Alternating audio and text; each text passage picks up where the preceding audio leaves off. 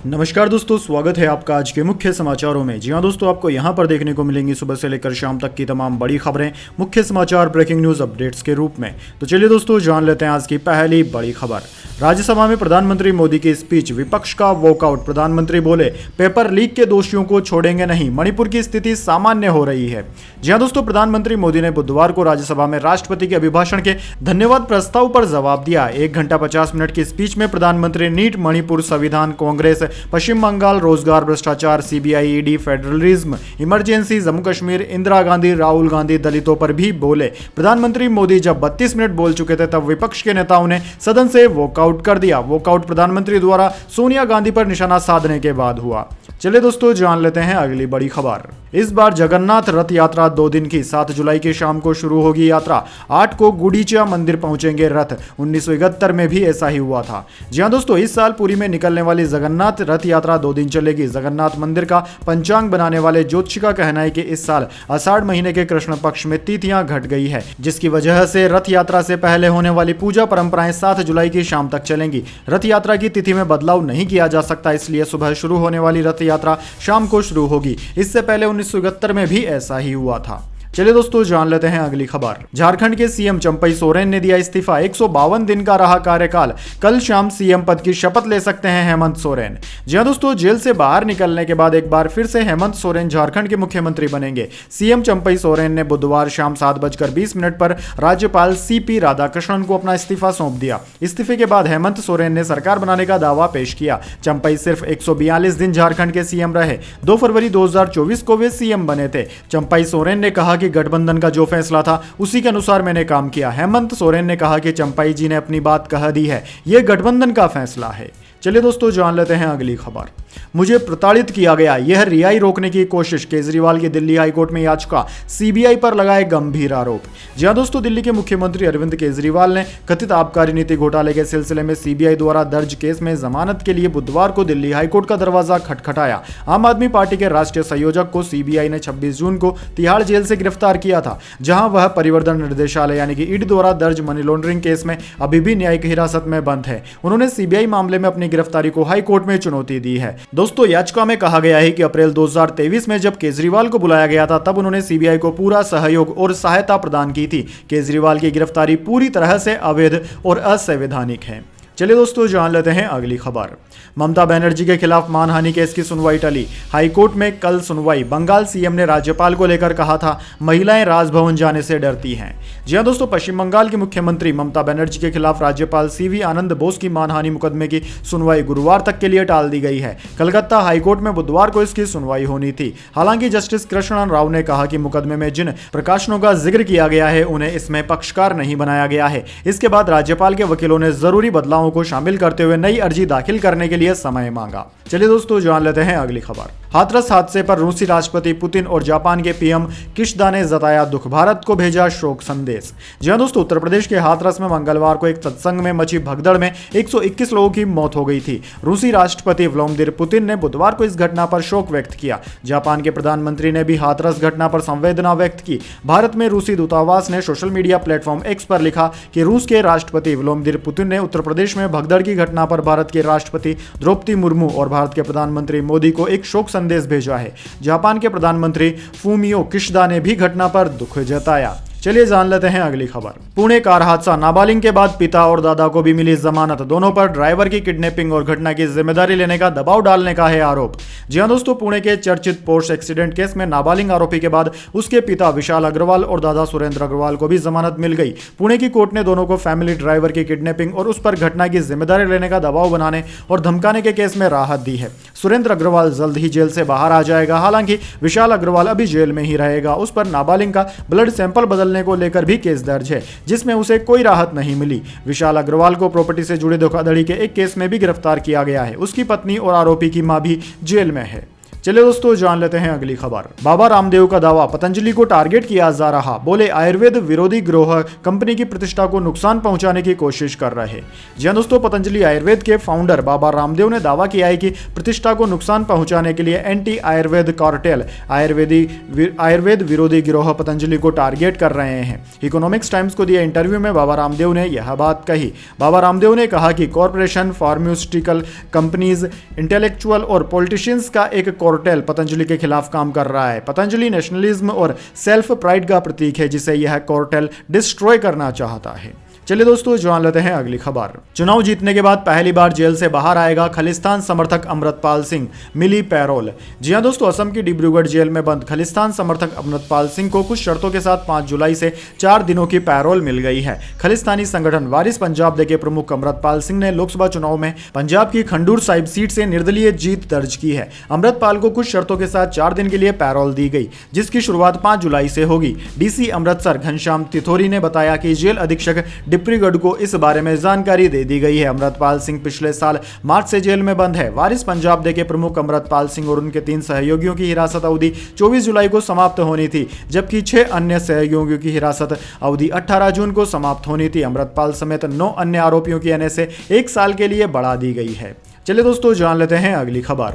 ICC टी20 ranking में Pandya number 1 allrounder, बल्लेबाजी में सूर्य कुमार दूसरे स्थान पर कायम, बॉलिंग की टॉप 10 रैंकिंग में 2 भारतीय।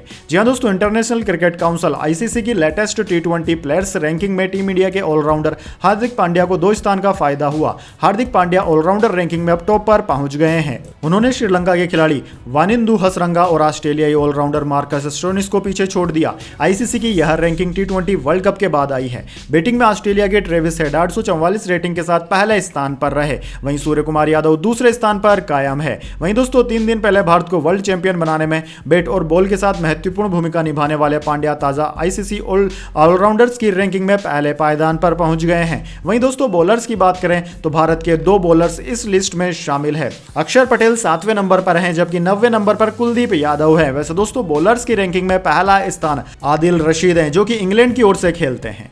चलिए दोस्तों जान लेते हैं अगली खबर। हाथरस हादसे पर आया भोले बाबा का बयान, मैं निकल गया था, अराजक तत्वों ने भगदड़ कराई, अब तक 122 मौतें, इनमें 112 महिलाएं और 7 बच्चे। जी हां दोस्तों, यूपी के हाथरस में भगदड़ के 24 घंटे बाद भोले बाबा का पहला बयान आया। उन्होंने सुप्रीम कोर्ट के वकील एपी सिंह के जरिए लिखित बयान जारी किया, जिसमें लिखा कि समागम से मेरे निकलने के बाद हादसा हुआ, असामाजिक तत्वों ने भगदड़ मचाई है, इन लोगों के खिलाफ लीगल एक्शन लूंगा, घायलों के स्वस्थ होने की कामना करता हूं। सत्संग के बाद हुई भगदड़ में 122 लोगों की मौत हुई है, इसमें 112 महिलाएं, 7 बच्चे और 3 पुरुष शामिल हैं। 4 जिलों हाथरस, अलीगढ़, एटा और आगरा में रात भर शवों का पोस्टमार्टम चलता रहा। दोस्तों परिजन अपनों की लाश को लेकर इधर उधर भटकते रहे। प्रशासन ने अब तक 121 मौतों की पुष्टि की है। चलिए दोस्तों जान लेते हैं अगली खबर। दिल्ली एनसीआर में दिन में रात जैसा आलम, कई इलाकों में झमाझम बारिश, सच हुई आईएमडी की बात। जी हां दोस्तों, भारतीय मौसम विज्ञान विभाग ने दिल्ली और आसपास के इलाकों में भारी बारिश का पूर्वानुमान जताया। आईएमडी का यह अलर्ट बुधवार को सच साबित हो गया। शाम 4 बजे दिल्ली एनसीआर में रात जैसा नजारा हो गया। आसमान में काले घने बादलों ने डेरा जमा लिया और देखते कई इलाकों में बारिश शुरू हो गई। मौसम विज्ञान विभाग ने कुछ दिनों पहले दिल्ली और एनसीआर के अन्य शहरों में बारिश होने का अलर्ट जारी किया था। हालांकि 1 और 2 जुलाई 2024 को भी आसमान में बादल छाए रहे और कुछ इलाकों में हल्की बारिश भी रिकॉर्ड की गई। वहीं दोस्तों 3 जुलाई को शाम को अचानक से मौसम ने करवट लिया। पहले जो तेज हवाएं चलने लगी और छिटपुट बारिश शुरू हो गई, फिर दिल्ली एनसीआर के कई इलाकों में सामान्य से मध्यम स्तर की बारिश दर्ज की गई। चलिए दोस्तों जान लेते हैं अगली खबर। कमला हैरिस लड़ेगी राष्ट्रपति पद का चुनाव, डेमोक्रेट्स की मांग, इसी हफ्ते उम्मीदवारी छोड़े बाइडेन, राष्ट्रपति ने माना डिबेट में उन्हें नींद आ रही थी। जी हां दोस्तों, अमेरिका में पिछले हफ्ते हुई प्रेसिडेंशियल डिबेट के बाद बाइडेन की डेमोक्रेटिक पार्टी के नेता यह मांग कर रहे हैं कि वे राष्ट्रपति पद के लिए उम्मीदवारी छोड़ दें। टेक्सास से सांसद लॉयड डागेट डेमोक्रेटिक पार्टी के पहले नेता हैं जिन्होंने सार्वजनिक तौर पर इसकी मांग की। दूसरी तरफ अमेरिकी पत्रकार और ट्रंप समर्थक टक्कर कार्लसन ने दावा किया है कि राष्ट्रपति जो बाइडेन को डिमेंशिया यानी कि भूलने की बीमारी है।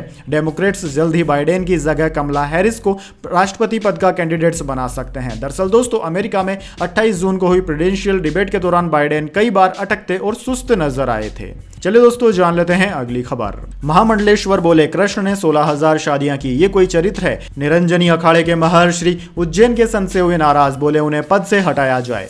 जी हाँ दोस्तों, कथावाचक पंडित प्रदीप मिश्रा की राधा रानी पर टिप्पणी से सिरोहोर से मथुरा तक हंगामा मचा। उन्होंने बरसाना के मंदिर में नाक रगड़कर माफी मांगी। ये मसला अभी पूरी तरह शांत भी नहीं हुआ कि अब निरंजनी अखाड़े के महामंडलेश्वर महर्षि कुमार स्वामी की भगवान श्री कृष्ण के चरित्र पर टिप्पणी सामने आई। इसका वीडियो सामने आने के बाद उज्जैन के संतों ने कुमार स्वामी पर प्रतिबंध लगाने और महामंडलेश्वर पद से हटाने की मांग की है। दरअसल दोस्तों, राजस्थान के महामंडलेश्वर महर्षि कुमार स्वामी गुरुदेव के नाम से जाने जाते हैं। वायरल वीडियो में वे कहते दिख रहे हैं कि चरित्रहीन कौन है भगवान कृष्ण, एक शादी कर ली, 2 कर ली, 15 कर ली, 16 कर लो, बहुत है, कितनी कर ली, 16,000, ये कोई चरित्र है। वैसे दोस्तों कमेंट करके बताइए आप इस बारे में क्या विचार रखते हैं, आप क्या कहना चाहेंगे इन संत को, कमेंट बॉक्स में अपनी राय जरूर दीजिए। चलिए दोस्तों जान लेते हैं अगली खबर। बिहार में नहीं थम रहा पुल गिरने का सिलसिला, अब सारण में गंडक नदी पर बना पुल गिरा। जी हां दोस्तों, बिहार में पुल गिरने का सिलसिला थम नहीं रहा है। अब सारण जिले के जनता बाजार थाना क्षेत्र के जनता बाजार ढोंड स्थान के निकट गंडक नदी पर बना पुल गिर गया। बुधवार को लगभग 10 बजे के आसपास अचानक पुल गिर गया। हालांकि पुल पर कोई आवागमन नहीं हो रहा था, जिससे कोई जान माल की हानि नहीं हुई। घटना के संबंध में बताया जा रहा है कि ढोंड स्थान मंदिर के निकट गंडकी नदी पर बना ब्रिटिशकालीन पुल के निकट 2004 में समानांतर पुल बनाया गया था। ब्रिटिशकालीन पुल जो क्या त्यों है, जबकि बाद में बना पुल आज ध्वस्त हो गया। यानी कि दोस्तों ब्रिटिश काल में बना हुआ यानी कि सैकड़ों साल पुराना पुल आज भी मजबूती से खड़ा है और हमारी सरकार के द्वारा बनाए जा रहे पुल, आधुनिक पुल लगातार गिरते ही जा रहे हैं। इसके लिए आप किसे जिम्मेदार ठहराते हैं, कमेंट बॉक्स में जरूर लिखें। चलिए दोस्तों जान लेते हैं इसके बाद अगली बड़ी खबर, लेकिन उससे पहले मेरी आपसे एक छोटी सी रिक्वेस्ट है, अगर दोस्तों आपको अभी तक हमारी न्यूज़ पसंद आई है तो इसे एक छोटा सा लाइक जरूर दे दीजिए, और अगर आपको पसंद नहीं आई है तो बेशक आप डिसलाइक भी कर सकते हैं, लेकिन दोस्तों लाइक और डिसलाइक जरूर कीजिए, क्योंकि दोस्तों यही हमारी मेहनत का फल होता है और इसी से हमें पता चलता है कि आपको हमारी वीडियोस पसंद आ रही है या नहीं। तो चलिए दोस्तों जान लेते हैं इसके बाद अगली बड़ी खबर। सेंसेक्स ने 80,074 और निफ्टी ने 24,307 का हाई बनाया। इसके बाद सेंसेक्स 545 अंक चढ़कर 79,986 पर बंद। बैंकिंग और पावर शेयर्स चढ़े। जी हां दोस्तों, शेयर बाजार ने 3 जुलाई को लगातार दूसरे दिन ऑल टाइम हाई बनाया। कारोबार के दौरान सेंसेक्स ने 80,074 और निफ्टी ने 24,307 का लेवल छुआ। हालांकि दोस्तों इसके बाद बाजार थोड़ा नीचे आया और सेंसेक्स 545 अंक की तेजी के साथ 79,986 के स्तर पर बंद हुआ। निफ्टी में भी 162 अंकों की तेजी रही, ये 24,286 के स्तर पर बंद हुआ। सेंसेक्स के 30 शेयरों में से 24 में तेजी और 6 में गिरावट देखने को मिली। आज बैंकिंग, पावर और मेटल शेयर्स में ज्यादा तेजी है। टाटा कंज्यूमर के शेयर में 3.55% की तेजी दर्ज की गई। दोस्तों बात करें निफ्टी 50 के टॉप गेनर और टॉप लूजर स्टॉक्स की, तो दोस्तों निफ्टी 50 के टॉप गेनर्स में आज टाटा कंज्यूमर, अडानी पोर्ट्स और कोटक बैंक रहे, जबकि निफ्टी 50 के टॉप लूजर्स में टीसीएस, टाइटन और रिलायंस रहे। चलिए दोस्तों जान लेते हैं अगली खबर। सोने चांदी के दाम में आज आई तेजी। गोल्ड 281 रुपए बढ़कर 71,983 पर पहुंचा। 1 किलो चांदी 88,857 पर। जी हां दोस्तों, सोने चांदी की कीमतों में आज 3 जुलाई को तेजी रही। Indian Boolean and jewellers association की वेबसाइट के मुताबिक 10 ग्राम 24 कैरेट सोना 281 रुपए बढ़कर 71,983 रुपए पर पहुंच गया। इसके दाम एक दिन पहले 71,692 रुपए प्रति 10 ग्राम थे। वहीं दोस्तों 1 किलो चांदी 842 रुपए बढ़कर 88,857 रुपए में बिक रही है, जो कि एक दिन पहले 88,015 रुपए प्रति किलोग्राम पर बिक रही थी। चलिए दोस्तों जान लेते हैं इसके बाद अगली बड़ी खबर। सीआईएसएफ बोली कंगना को थप्पड़ मारने वाली महिला जवान अभी भी सस्पेंड, विभागीय जांच जारी। पहले बेंगलुरु ट्रांसफर की खबर आई थी। जी हां दोस्तों, चंडीगढ़ एयरपोर्ट पर हिमाचल की सांसद व बॉलीवुड एक्ट्रेस कंगना रनावत को थप्पड़ मारने वाली सीआईएसएफ की महिला जवान कुलविंदर कौर अभी भी सस्पेंड है। पहले खबर सामने आई थी कि महिला जवान को बहाल कर बेंगलुरु ट्रांसफर कर दिया गया। इस खबर के बाद सीआईएसएफ का बयान सामने आया। सीआईएसएफ के मुताबिक कांस्टेबल कुलविंदर कौर अभी भी निलंबित है, उसके खिलाफ विभागीय जांच जारी है। सांसद को थप्पड़ मारने के बाद महिला जवान को सस्पेंड किया गया था। इस मामले में जवान पर मुकदमा भी दर्ज हुआ था। चलिए दोस्तों जान लेते हैं अगली बड़ी खबर। टीम इंडिया करेगी पाकिस्तान का दौरा। इंडिया वर्सेस पाकिस्तान महामुकाबले की तारीख भी हुई तय, पीसीबी ने बनाया प्लान। जी हां दोस्तों, भारत और पाकिस्तान के बीच T20 वर्ल्ड कप 2024 में शानदार राइवलरी देखने को मिली। भारत ने बाबर एंड कंपनी को बुरी तरह से रौंद दिया। अब पाकिस्तान इस हार का हिसाब करने के लिए चैंपियंस ट्रॉफी में मास्टर प्लान बना रहा है। पीसीबी ने भारत पाकिस्तान के बीच महाजंग की तारीख और वेन्यू तय कर दिया है। हालांकि इस पर अभी बीसीसीआई की मोहर लगनी बाकी है। चैंपियंस ट्रॉफी 2025 की मेजबानी पाकिस्तान के पास है, लेकिन अभी तक यह साफ नहीं है कि भारतीय टीम पाकिस्तान जाएगी या नहीं। पीटीआई की रिपोर्ट के अनुसार पीसीबी ने आईसीसी को 15 मैचों का ड्राफ्ट शेड्यूल दिया है।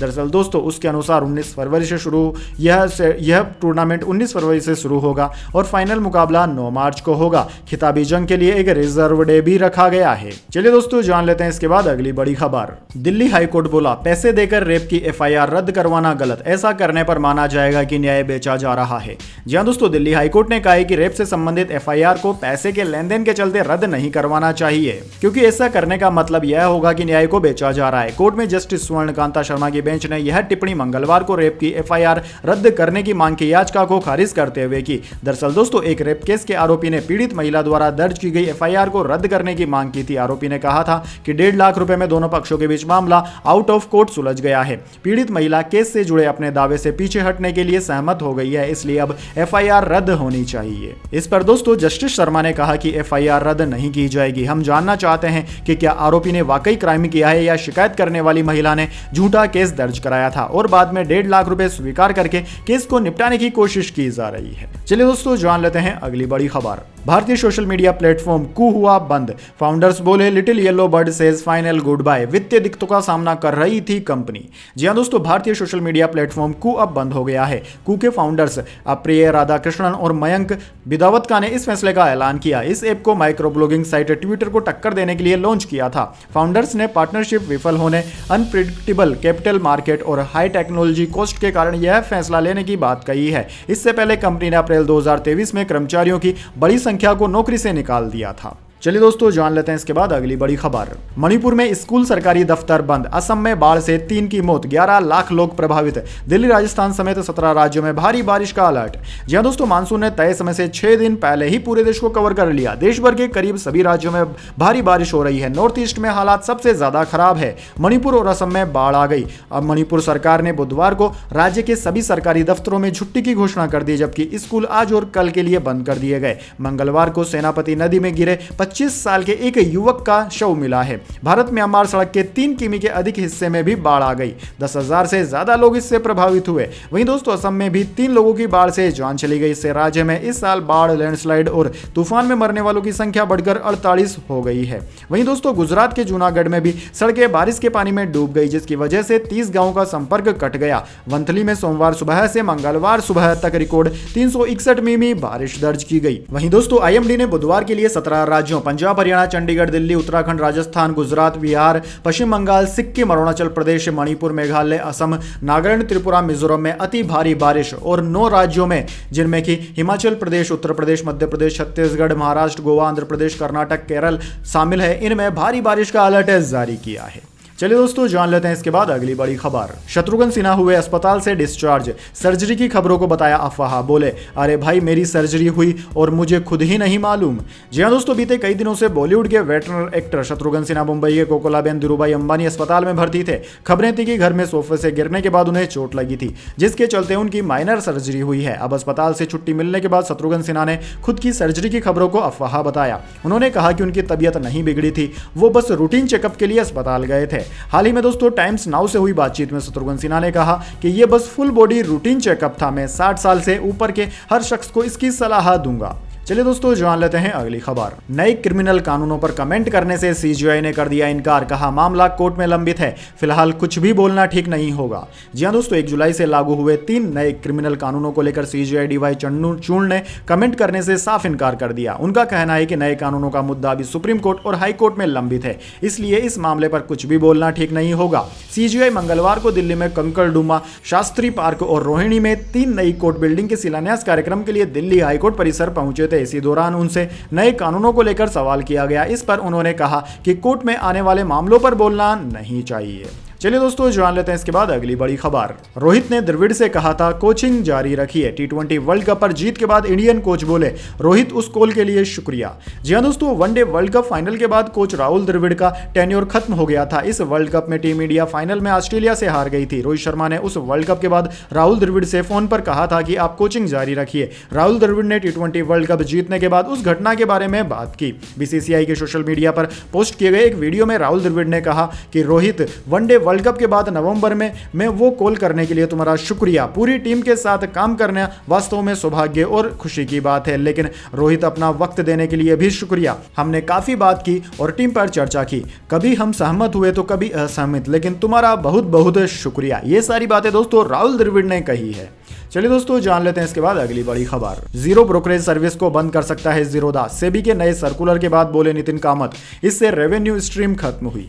जी दोस्तों, brokerage firm Zerodha zero brokerage framework खत्म कर सकता है या फ्यूचर्स और ऑप्शंस की ट्रेडिंग फीस बढ़ा सकता है। जीरोधा के को फाउंडर और सीईओ नितिन कामत ने यह संकेत दिए हैं। मार्केट रेगुलेटर सेबी के नए सर्कुलेट के कारण ऐसा हो सकता है। नितिन कामत ने सोशल मीडिया प्लेटफॉर्म एक्स पर लिखा कि सेबी ने हाल ही में एक सर्कुलर जारी किया है जिसमें कहा गया है कि स्टॉक एक्सचेंज जैसी मार्केट इंफ्रास्ट्रक्चर इंस्टीट्यूट एमआईआई को 2 अक्टूबर 2024 से लगाए जाने वाले चार्ज को लेबल के अनुसार लगाना होगा। कामत ने कहा कि सर्कुलर का असर न केवल ब्रोकर्स पर बल्कि ट्रेडर्स और इन्वेस्टर्स पर भी पड़ेगा। पूरी संभावना है कि जीरो ब्रोकरेज स्ट्रक्चर को छोड़ना होगा या फिर F&O ट्रेड के लिए ब्रोकरेज बढ़ाना होगा। पूरी इंडस्ट्री में ब्रोकर्स को भी अपनी कीमतों में बदलाव करना होगा। तो दोस्तों यह थी आज की तमाम बड़ी खबरें। इसके बाद दोस्तों बारी आती है आज के माइंड क्यूज क्वेश्चन की। जी हाँ दोस्तों, एक आसान से सवाल का जवाब देकर आप जीत सकते हैं एक सरप्राइज गिफ्ट हमारे यूट्यूब चैनल की ओर से। तो दोस्तों आज का सवाल आपकी स्क्रीन पर आ चुका है। ताजमहल भारत के कौन से जिले और राज्य में स्थित है? जी हाँ दोस्तों, अगर आप जानते हैं कि ताजमहल जो कि